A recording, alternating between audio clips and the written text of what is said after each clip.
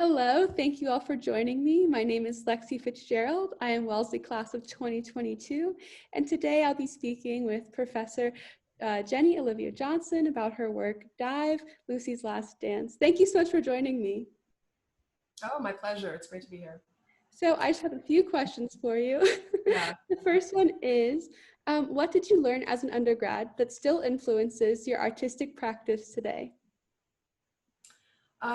Gosh, so much. But I would say probably one of the main things that happened to me as an undergraduate was I obviously had a long background with music and played music.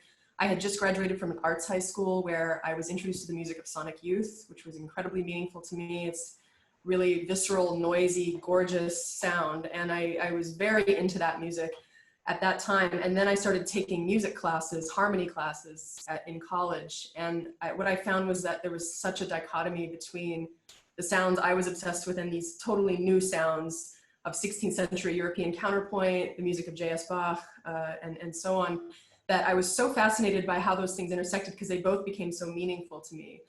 And I think what I've been trying to do in my music ever since is kind of bring those worlds together, not always as a marriage, sometimes as a collision, but sometimes as a collage, sometimes as a smear or a halo or an overlap.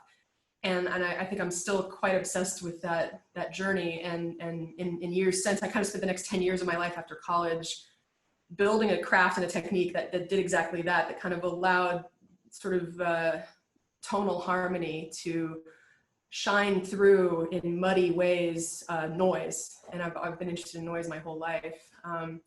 And now I've delved into the world of electronics. I do a lot of electronic music, electroacoustic music. I would say that journey only continues, but it really does stem from those undergrad years. And of course, that's germane to the piece we're going to talk about, which was very much about my undergraduate experience at Barnard College in New York. So hope that answers the question. It does. No, that was wonderful. Thank you. The next question I have for you is, how does your teaching influence your art and vice versa? I would say they are constantly intertwined and in conversation. I would say I've had many experiences teaching here at Wellesley that have changed me as an artist. And I would bring up perhaps a specific example, which is a class that I have taught twice now with Professor Daniela Rivera in the art department. This class that we call From Sound to Mark, From Mark to Sound, music and architecture, and I can't remember the rest of it, but it's a class where we bring together people with maybe with music backgrounds, although not always, and people with visual art and architecture backgrounds, and throw them in the mix together, and they have to make this work that addresses any relationship between the visual and the sonic, and that can take on a lot of different attributes. It can take on a lot of different forms, and there are pieces that students made in those classes that I still think about and that have absolutely directly influenced my work. So it's a huge part of my practice, actually, teaching. I always learn from my students, and I feel really grateful for all the ideas and the sense of wonder, especially that class opened up in me, because I had been making multimedia art before, and I've always been interested in sound and color. Specifically, I'm a synesthete, so when I hear music, I see color. And that's something I've investigated as a scholar, but I've never thought about it directly in my work, although it certainly impacts my creative practice. But taking that class, in a way I did take that class, teaching that class with Daniela and all these wonderful students, yeah, it brought me to a sense of wonder that actually did remind me of my early days in undergraduate classes, learning about harmony and music and how it works. So That's amazing. I know as a Wellesley student, hearing that exchange between a professor and the class, I think is really wonderful. So it's absolutely, it was a dialogue, and that was magic. You know, I mean, I love my other classes too and learn from students in those classes, but this was very special. It was a chance to really converse and allow students to see us learning, which I think is even more teachable and even more valuable, perhaps pedagogically, than us just conveying information. So really wonderful. Yeah. My next question is, the Davis mounts a faculty exhibition every 5 years. How did you decide on what to include in Q20? Well, I have to say, I was so honored to be included in this show. I'm technically music faculty, not art, but I've found my way through the back door into the art department a few times, and I'm grateful because it really speaks to my interdisciplinary nature and desire. But so when Lisa Fishman said, yeah, of course, we'd love you in the show, I was thrilled because I've been thinking for a long time, years and years now, that this opera that I'm finishing called The Aftertime is something that I wanted to create both as an album designed for headphone listening intimately, hopefully in the middle of the night alone, but also I wanted to make this installation version. And I'm currently very interested in performance and installation and how they interact. And so I've been thinking for years and years, and I talked to Daniela about it a lot actually, like how would I make an installation out of this opera, which is, you know, almost 2 hours long, and it's really intense and sprawling and kind of all over the place. And, you know, we talked a lot about ideas, and my first idea was like a room of video and light to give people the sense that they're in New York City on a rooftop or in a club, like a rave club from the 90s or something like that. But it still kind of, it felt too mediated. Like I felt like I still wasn't going to give people a sense that they were truly there, truly in the story and implicated by it. So I was talking to another brilliant friend of mine, an art historian, who I was just kind of sharing these thoughts, and I was like, yeah, there's all these spots I wish I could take people to. Like there's this dive bar where that's the last time anybody saw Lucy. And she's like, why don't you build a dive bar? And I was just like, aha moment. It was, it changed everything. So I was like, yeah, I'm gonna build a bar. And it's interesting too, because the bar does not ever feature in the opera. It's talked about, but there's no scene that takes place there. So that seemed like a further layer of poetry that I just was like, okay, wow. So then when we had a meeting about Q20 and we're going on the table talking about what we might each present, I was like, I want to build a dive bar. And everybody was like, what? But they were into it. I thought it was going to get shut down. I was like, this is not going to work. It's too insane. But they were instead extremely generous. And I couldn't have done it without all the people at the Davis, Lisa, Mark Beeman, the wonderful staff, Daniela. I mean, it was really a group effort. And so that's the story of the Q20 piece. But yeah, it predates it by quite a few years. And I'm so grateful that I had a chance to just dive in literally and do this thing in the way I wanted to, because that doesn't always happen at museums. But the Davis is incredibly open and encouraging of all kinds of things. So I have to tell you, it was so submersive and amazing to walk into that room and hear the music. It was wonderful. And I know that because of circumstances, not everyone had a chance to come see it, but it was absolutely amazing. And, you know, everyone who I spoke to, I encouraged them to come see Q20 and go into that room because it was so wonderful. Oh, thank you. Thank you. I mean, my biggest hope for it actually was that it would be a space that people wanted to hang out in.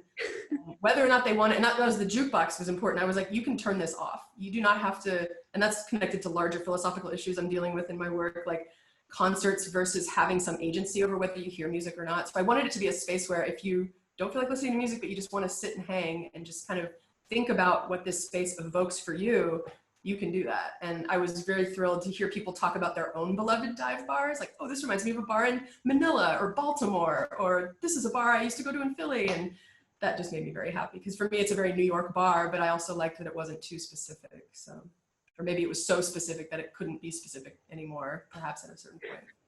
Well, it was really wonderful. And I definitely, you know, I would have hung out there if circumstances were different, but it was really great.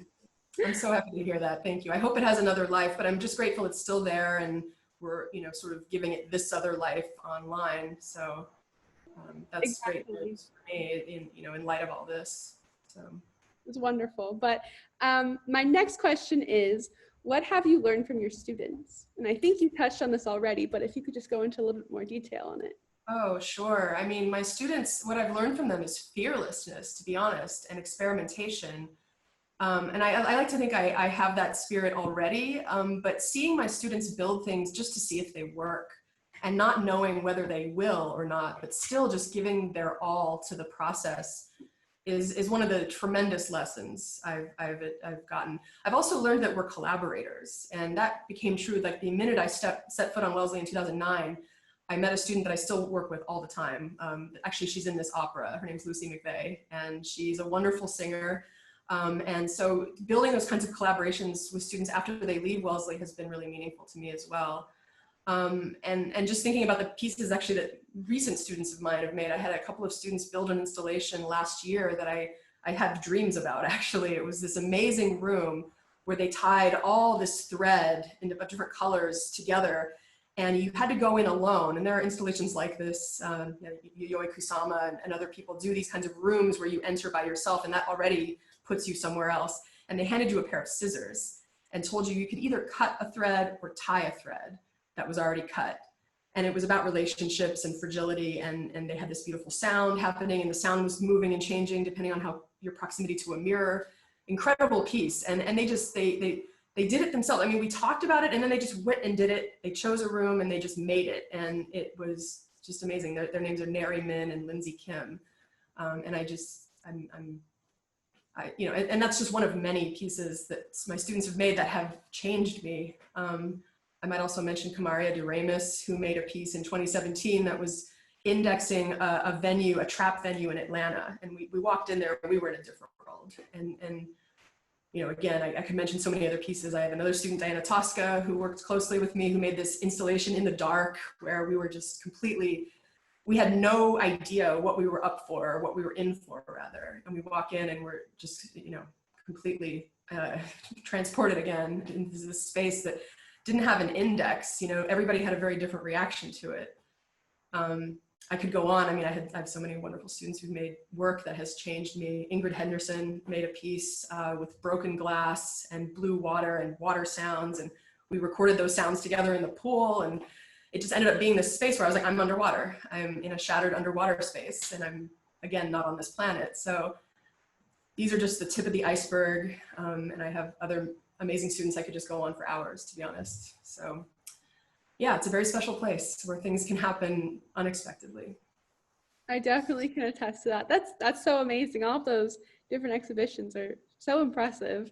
You know, what do you expect from Wellesley, of course? But my last question, yeah, my last question for you is, what are you working on now? So my work is taking this interesting turn. I'm still working on the After Time. It's put out hopefully next year. I'm adding some players to the studio in January. Move that back. It was supposed to be in April, actually, then August, then October, now January. It's pandemic time. But that's certainly on my plate. But I started working with a group called the Cornelius Eady Trio, who are in New York. My dearest friend, Lisa Liu, a guitarist that I've worked with for 24 years, she's in this trio with this wonderful poet, Cornelius Eady, very celebrated poet who writes these beautiful meditations, I guess, on just on life as we're living it now, including a bunch of poems in honor of the many people we've lost to police brutality over the last year and change. And so they asked me, they work as a trio. He writes the poetry, and these two guitarists, Lisa Liu and Charlie Rao, they add their layers, and it's a beautiful collaboration. They just asked me out of the blue one day, do you want to try your hand at one of these poems? And they sent me this beautiful poem of Cornelius's about Ahmed Arbery, and asked me just what would you respond? How would you respond to this sonically? So I made a soundscape, and then they added layers, and then it became this thing, and we released it, and that was, you know, really a meaningful thing to do. And then I did another one for them about George Floyd called The Knee. And now I'm working on a third piece. It's actually being performed tonight, which is insane. I didn't expect that to happen. It's a piece for Elijah McClain. And so that has been very emotional work, very meaningful. For that piece, I drew in actually 40 different string players, because he was a violinist and a guitarist. And I just asked string players, can you please just give me some sounds to work with in honor of this person? And I just finished that a few days ago. We're still kind of finalizing. I'm bringing in the layers of the trio now, but the singers that are involved with that are performing it tonight. They're called the 13. It's a group in DC. And I'm happy to share a link if that's useful, although I don't think this is going to go up anytime soon, or maybe not today. But anyway, that's what I'm working on, and I hope to continue working with them. It's opened up my practice to a type of collaboration that I've never done before. So very, very honored to be part of that. And of course, all proceeds for these pieces are going directly to Black Lives Matter, and it's a real opportunity to try to contribute to this cause and to hopefully help people think about it and continue the important work. That's so beautiful. So beautiful and meaningful, and I'd like to just thank you for doing that. It's wonderful. It's really my pleasure. It's very meaningful work, and I'm grateful to be able to do it in this way, to contribute my work as an artist, as well as the other things I'm trying to do to address systemic racism and violence. That's beautiful. If you do have a link for it, I can include it with this video. If it's something like that. I think it might be available on demand for like a week after or something. I don't know when this is going up, but yeah. We'll But see. yeah. But if you do have a link or anything like that, I would love to put it with the video and just get that message out in the workout. But that was my final question. So, but thank you so much for speaking with me. It was wonderful to talk to you. You too. I appreciate this. And thanks again to the Davis for making this all happen. I really appreciate it.